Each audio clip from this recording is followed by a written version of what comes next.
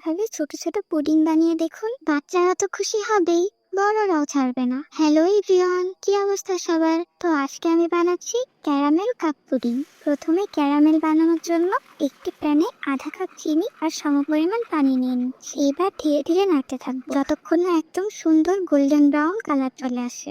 এইবার এই ক্যারামেলটা আমি ছোট ছোট বাটিতে ঢেলে ঠান্ডা করতে দেবো। এখন একটা পাত্রে 2টা ডিম ভেঙে নিচ্ছি আর সাথে দিচ্ছি স্বাদ মতো চিনি। চিনিটা ভালো করে ডিমের সাথে মিশিয়ে নিচ্ছি যাতে কোনো দানা না থাকে। এরপর দিচ্ছি 1 কাপ কুসুম গরম দুধ আর অল্প একটু লবণ।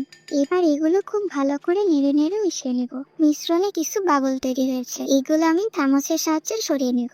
এবার এই মিশ্রণটা ছোট ছোট বাটিতে ঢেলে নেব। আমি আজকে ছোট ছোট 2টা পুডিং বানাচ্ছি। এবার একটা কুকারের নিচে কাপড় বিছিয়ে কিছুটা পানি দিলাম। এরপর বাটিগুলো বসিয়ে ঢাকনা দিয়ে ঢেকে দিলাম। ঢাকনার সিদ্ধটা আমি বন্ধ করে দিয়েছি। 15 থেকে 20 মিনিটের মধ্যে পুডিংগুলো হয়ে যাবে। আমি এখন এগুলো ঠান্ডা করে নিয়ে এসেছি। এবার আমি একটা পুডিং ঢেলে দেখাচ্ছি।